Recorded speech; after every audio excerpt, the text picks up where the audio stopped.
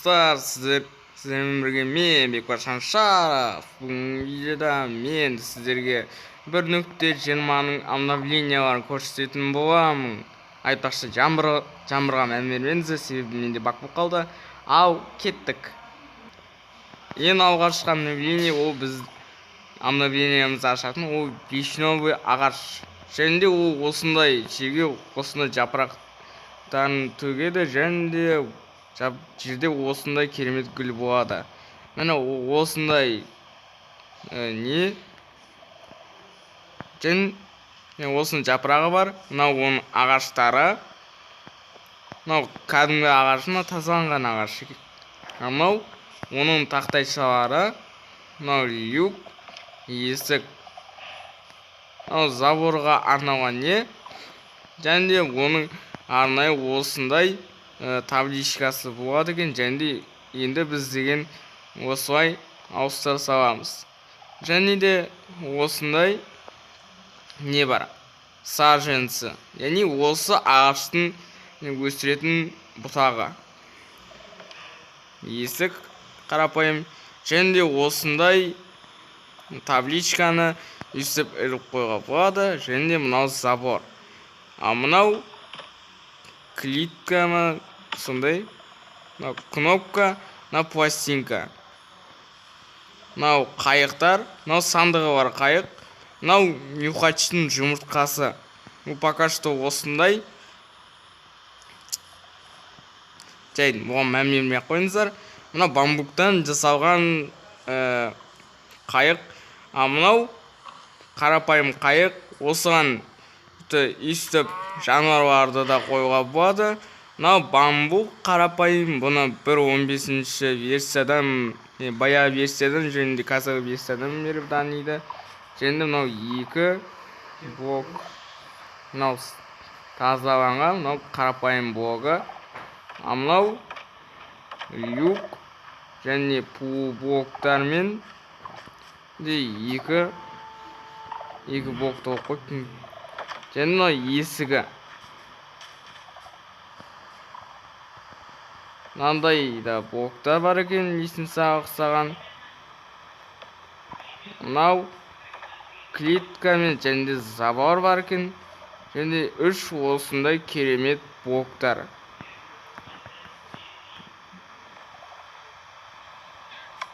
Және де кнопка, және де осындай пластинка бар екен.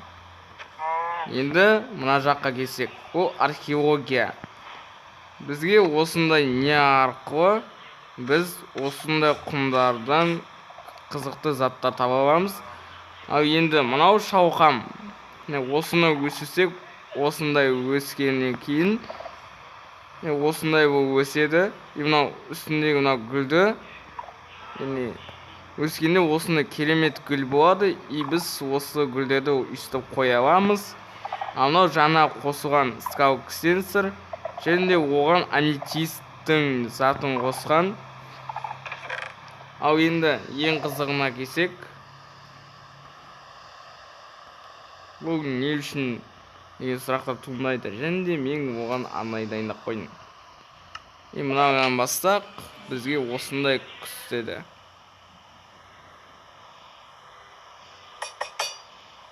Біз деген спокойно заттарымызды не істей аламыз, незірет қоямыз. Және де бұл біткен жоқ. Еді біз мына 2 затты өзгерте аламыз. Яғни мынаның түрлері көп. Мысалға сіздер креативте кіресіздерді мынаның несін бассаңыздар, мияқта өте көп деген нелер бар. Және де осылар арқылы сіздер осы заттарды бронянызға қоса аласыздар. Әсіресе басқа да рудаларды. Газ көрсетейін.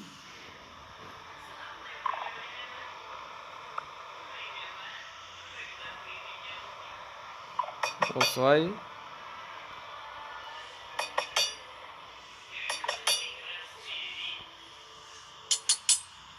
Міне, тіпті оларды зачаровать етуге де болады. Зачарованный столды алып қойып, және де біз оны зачаровать етсек те болады екен.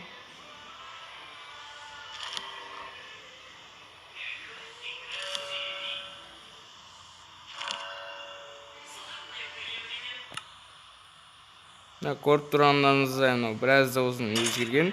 Енді мынаны киіп көрейік.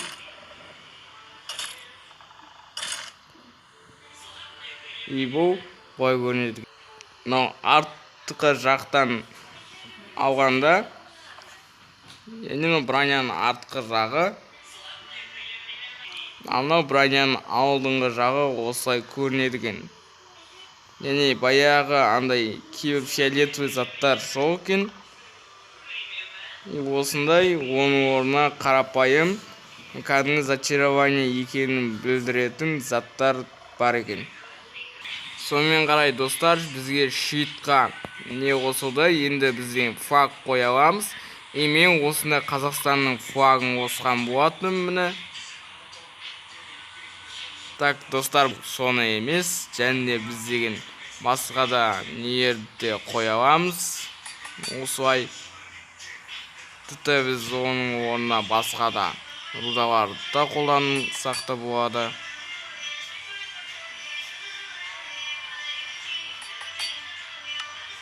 Ал достар, мен осыған редстоун қолданғым келіп тұр. Редстоунмен қандай болады екен? Так, не жазайық.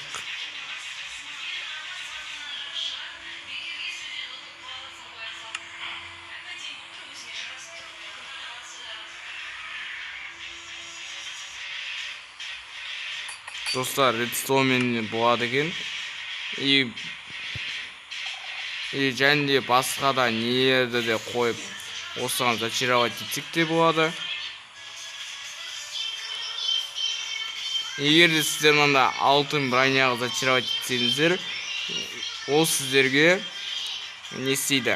Яғни ол сіздерге пиглиндар мен нәсісіне алтын незейтке қосылған. Мынаусы. Бұл сіздерге золотой броня незейтке қосылған. Әрине таптым. Достар, осы алтынмен араласқан незеритовый броня, ол сіздерге пиглинмен торговаться еткенге көмектеседі. Және мынау редстоун сияқты тағы да басқа да броняны да қоя аласыздар. Және мына кварцты да қойып көрейікші қазір. Бір броняны алып. Айтпақшыдай, бұған тіпті алмазын да қойып істеуге де болады.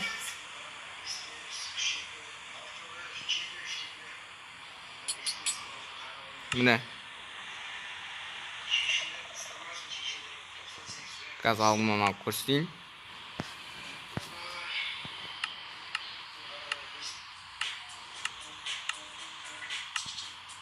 Алдынан алған кезде осындай болып кездеседі. Және кварцпен алмазды броняны қойғанда, анау незеритовый алмазбен қойғанда қай броня ұнағанын жазып кетіңіздер. Ал енді ары қарай бұл біткен жоқ. Достар, мен мына аяқта сынықтағыларын кетсін. Қазір соларды алайық.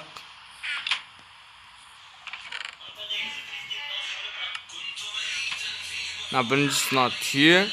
Қазір оған седо алайық.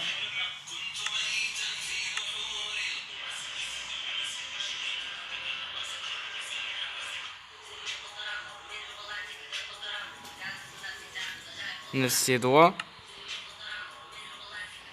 Мына түйені қойып, ехать дегені бастаңыздар. Мияққа осында нені қойсақ, бұл кәдімгідей ат сияқты жүреді екен. Және де бұл деген тез жүреді екен. Әсіресе секіруді бастақ. Естіп. Біз одан шығайық. Және седоны қойсаңыздар, бұл кәдімгі ат сияқты жасалған түйе. Және де бұған 2 адам секіп кететін. Ал достар, нюхачты қойып көрейік. Бұл бізде 2023 жылдың Minecraft Live'на жеңіп алған мобы. Және жаңа обновленияның Майнкрафтында жеңген мобтардың бірі. Осындай дәу. Және де ол жерден искеп осындай дәндерді табады екен. Және біз олар арқылы осындай гүлдерді аламыз. Ал достарым, видео ұнаса лайк басып арнаға тіркеліп кетіңіздер. Ал қош сау болыңыздар.